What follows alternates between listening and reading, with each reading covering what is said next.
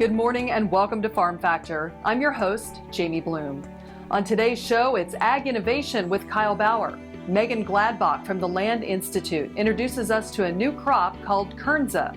Next up, Greg Akagi brings us the Kansas soybean update. Then Duane Toews talks with Brett Crosby of Custom Ag Solutions, who gives tips to beef producers on how to improve their marketing and how to implement price risk management. We'll also learn what's going on around the state with the Kansas Farm Bureau update. And to wrap up, it's Plain Talk with Kyle and Duane. It's all coming up on Farm Factor. Stay tuned.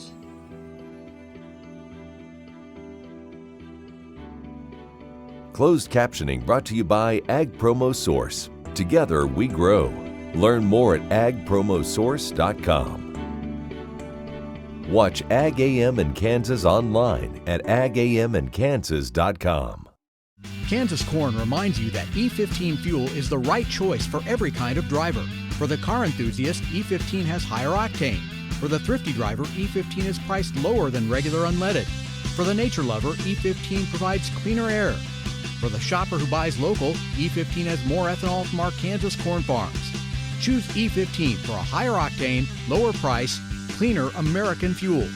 Message from the Kansas Corn Commission. Learn more at kscorn.com. Kansans have a new choice for Medicare supplement insurance plans. With Medicare supplement insurance plans from Kansas Farm Bureau, you have access to 4 levels of coverage, affordable rates, and service from an organization that served Kansans for more than 100 years. For more information on Kansas Farm Bureau Medicare supplement plans, including rates and to apply, visit kfbhealthplans.com.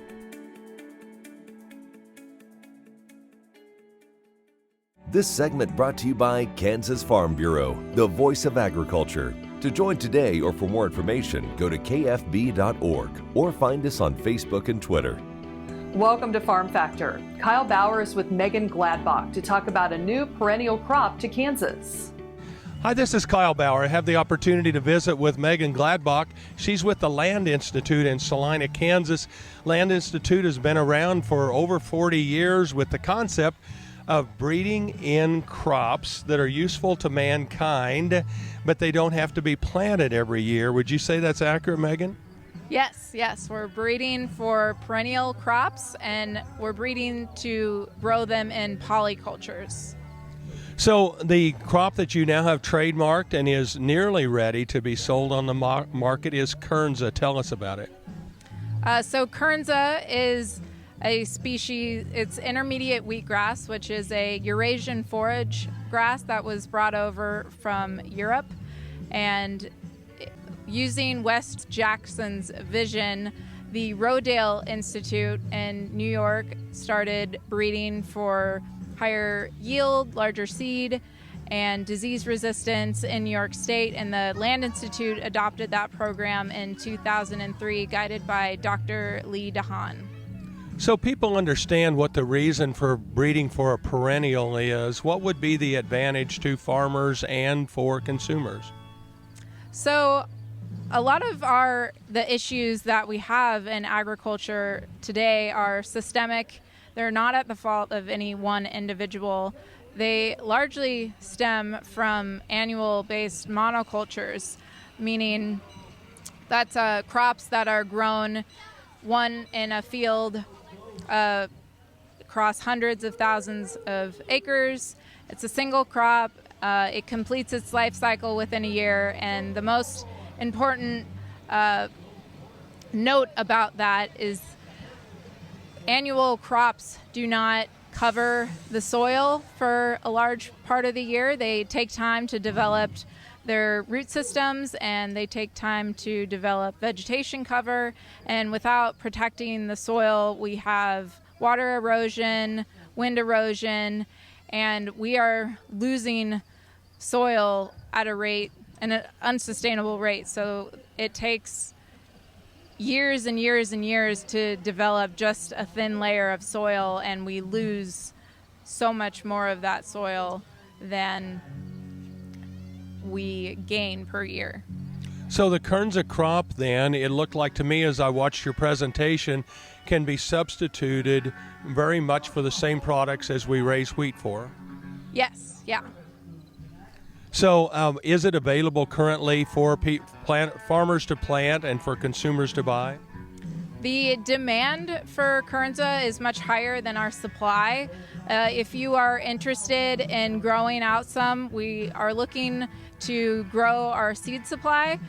You can go to the Land Institute's website and search for Kernza, and there is a page, or you can call the Land Institute and inquire about growing Kernza, and we're looking on a little bit larger of a scale again to grow out our seed supply, so like 40 acres or more. We're visiting with Meagan Gladbach. She is with the Land Institute in Salina, Kansas. This is Kyle Bauer reporting. Thanks, Kyle. Be sure to come back after these messages for this week's Kansas Soybean Update. Kim Mannering with Hardy Insurance. Today we will talk about employee safety and work comp coverage. On your farm, do you ask your friends to come help? Are they considered employees or neighbors helping neighbors? Did you know that you can be held responsible just as if it's a work comp accident? Give me a call. We can discuss. 316-945-6733. Kansas Farm Bureau has served farm families and rural Kansas for more than 100 years, and we're pleased to offer new healthcare coverage choices for Kansans in 2020 through Kansas Farm Bureau health plans. No matter what stage of life you're in, we'll have options that fit your lifestyle. Plus, our network of providers is one of the largest available throughout the state of Kansas and beyond. For more information, including the different plans available, or to get a quote, visit kfbhealthplans.com.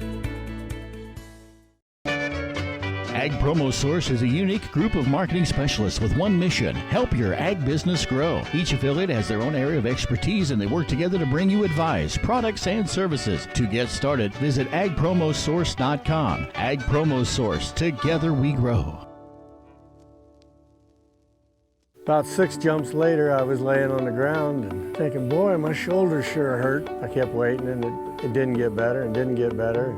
I'd heard about Kansas Regenerative Medicine Center on the radio. Got down there at 8 o'clock in the morning, and by 11:30 the procedure was all over, and it just kept getting better and better. And within 6 weeks, I was back digging post holes and doing the other hard work that I'd been doing before the accident.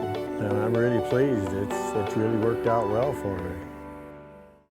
This segment brought to you by the Kansas Soybean Commission, the Soybean Checkoff, progress powered by Kansas farmers. Welcome back to Farm Factor and the Kansas Soybean Update.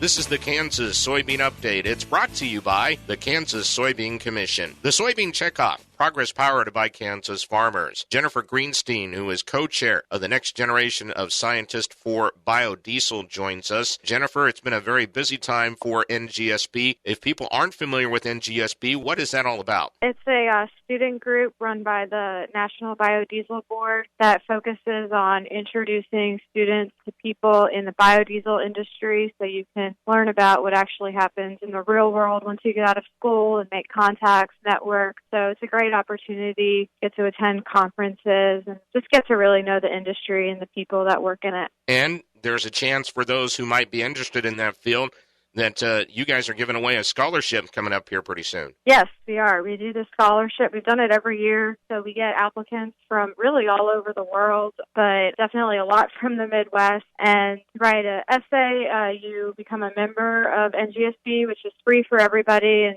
really fast. And then you can apply for the scholarship, and we go through the scholarship applications. And if you're one of the selected students, you get to attend our National Biodiesel Conference with a travel scholarship that covers most, if not all, of the travel expenses, hotel expenses. And you get to present a poster, potentially a PowerPoint, a flash talk of your research as well. So it's a great experience. And Jennifer, as part of the conference, there will be a poster session associated with that. The poster session is part of NGSB. We do that every year at the conference. Usually at least once or twice, we'll have a poster session where people come around and talk to the students. And then we also have networking mixers for the students and some other planned events like tours of a biodiesel plant, for example. So there's a lot going on at the conferences. And for those who want to be a part of NGSB as well, really has a chance, and you guys have a declaration in this aspect concerning NGSB and what biodiesel will be able to do in the future? The students that apply are typically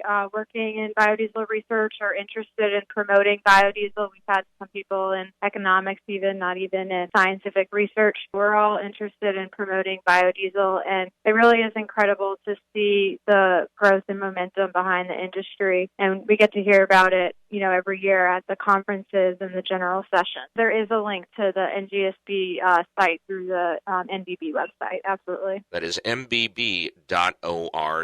That is Jennifer Greenstein, who is co-chair of the next generation of scientists for biodiesel, who joins us on the Kansas Soybean Update. It's brought to you by the Kansas Soybean Commission. The Soybean Checkoff, progress powered by Kansas farmers. Learn more at kansassoybeans.org. For Kansas Soybeans, I'm Greg Akagi. Coming up here on Farm Factor, Duane Toews talks with Brett Crosby about how beef producers can keep more money in the bank.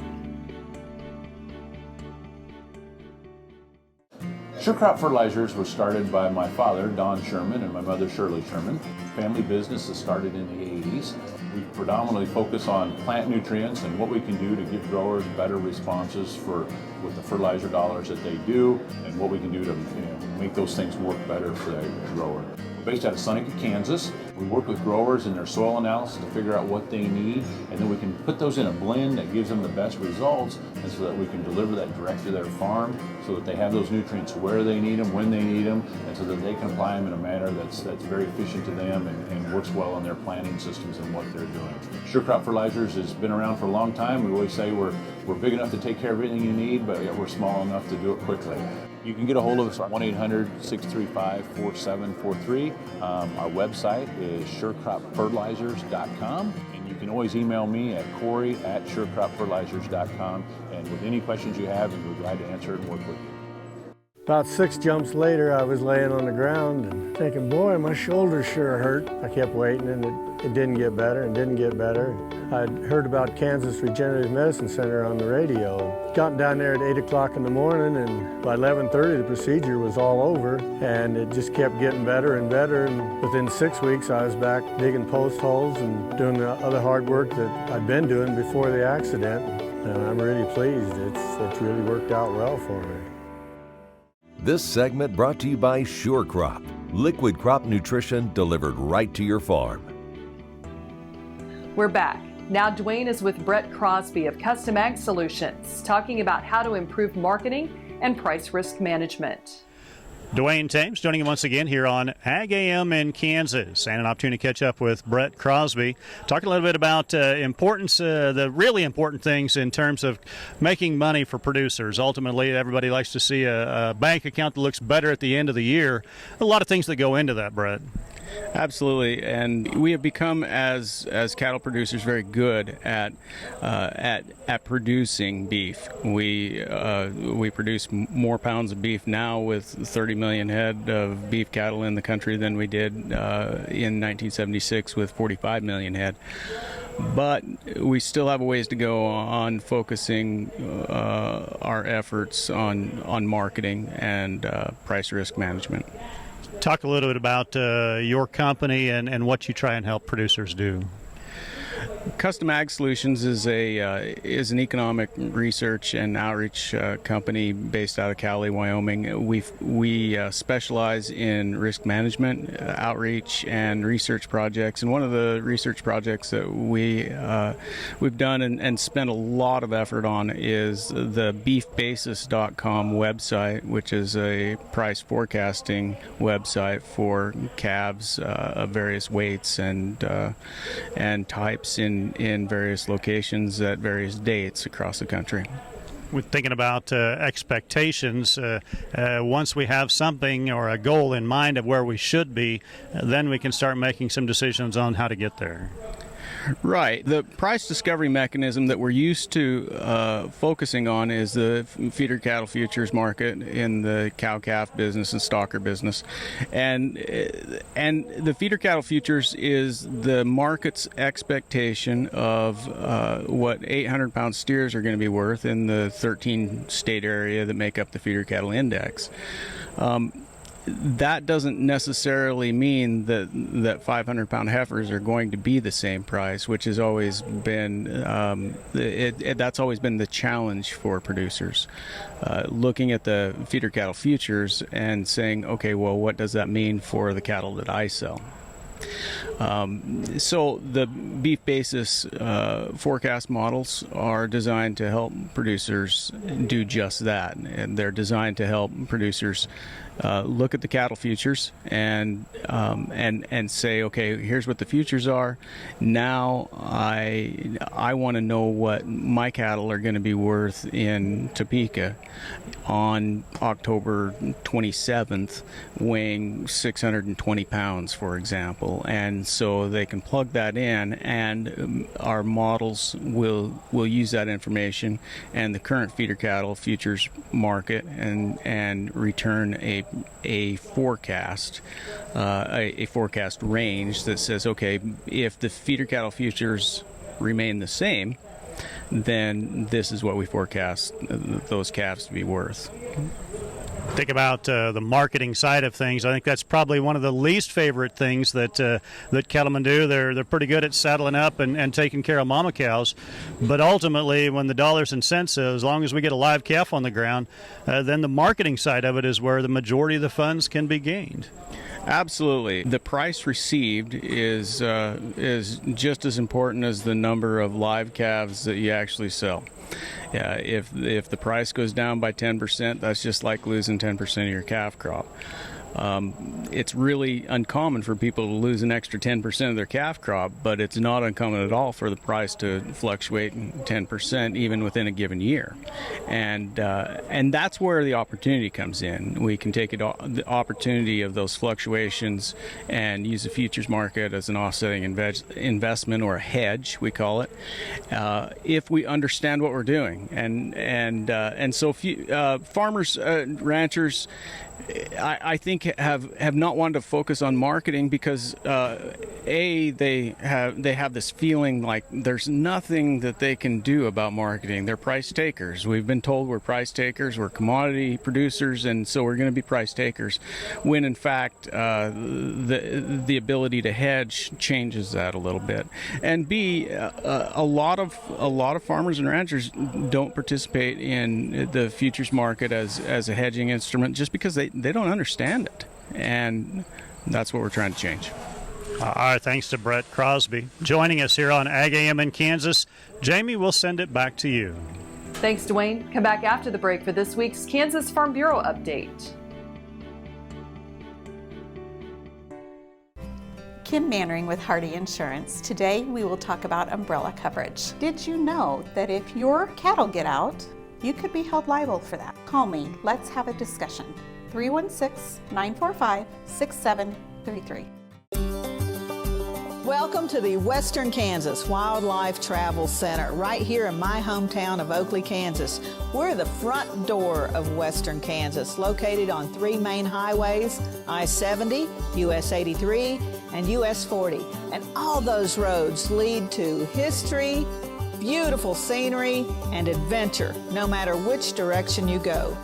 We now have an IHOP. That brand that you've trusted up and down the road in all your travels is staffed with local folks, real people, just like you and me, and we're waiting on you to join us. So for fun, adventure, fuel up, fuel your body, and let's have some fun.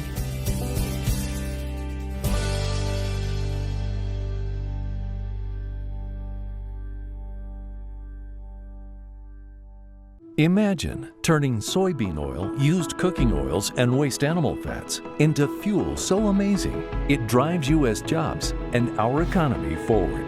Learn more about biodiesel at americasadvancedbiofuel.com.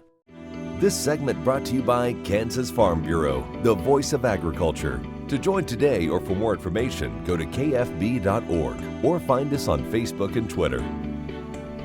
Welcome back to Farm Factor and the Kansas Farm Bureau update. Resolutions Committee, this is my second year.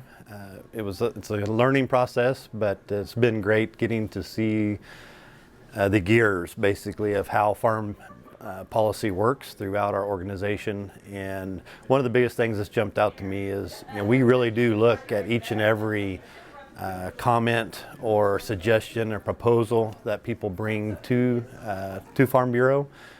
So it doesn't matter, where you're at or where you're from. If you bring a concern to the committee, it is going to be reviewed.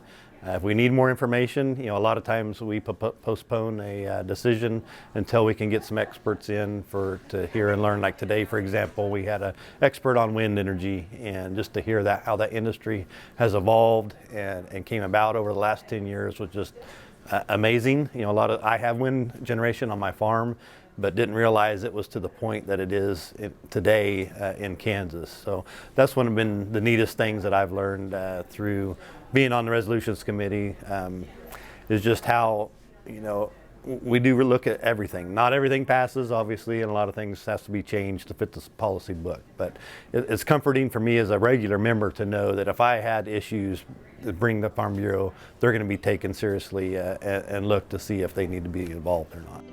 Stay with us. We'll be back after the break with Plain Talk. Hello, I'm Dr. Frank Lyons from Kansas Regenerative Medicine Center here in Manhattan, Kansas. Daryl was one of our patients that we did about 7 months ago. I dug trees by hand for years and years and years. In the process, I wore out my rotator cuff. But when I learned about this process, I thought if there's a way to get rid of this pain, then I want to do it. So we did it and it worked. I'm not going to go out and take trees with a shovel anymore, but I can do the things that I want to do now. Well, it's been very gratifying to help people with their painful joints and other entities, and it's been especially gratifying to be able to help people who I know and have worked with and known for many years.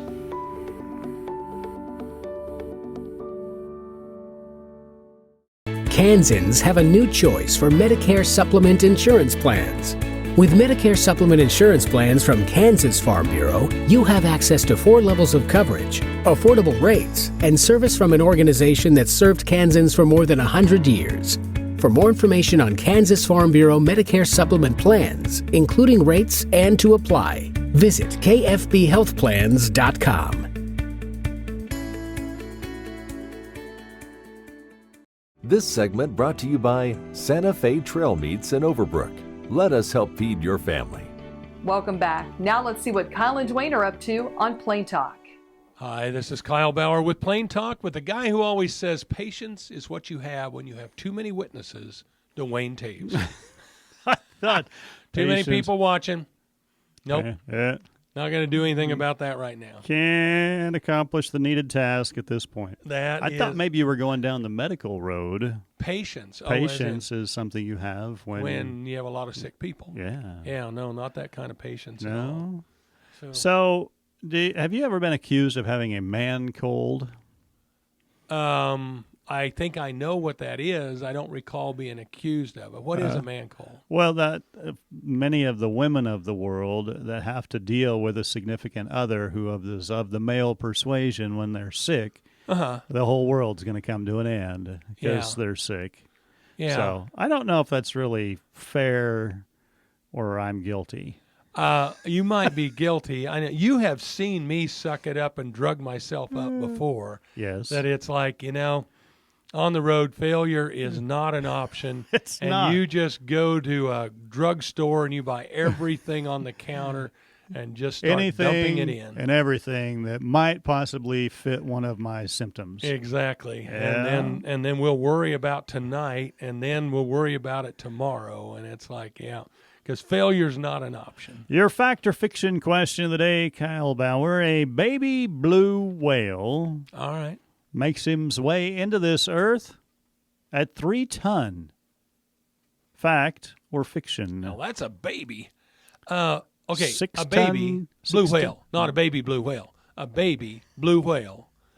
You said 6 ton? A baby blue whale. 6 ton? 6 ton. That's 12,000 pounds. Yes. Well, even half of that would be a lot. Yeah, no, it can't be that big. I'm going fiction. It is fiction. It's only 3 ton. 3 tons, 6,000. Half of that. 6,000 pound I'd have probably baby. gotten it wrong if you'd have said the half of that. I'm surprised there aren't little blue whale. What are those midwives? Yeah, you need a blue whale midwife. Oh my goodness! Have a 6,000 pound baby. That's amazing.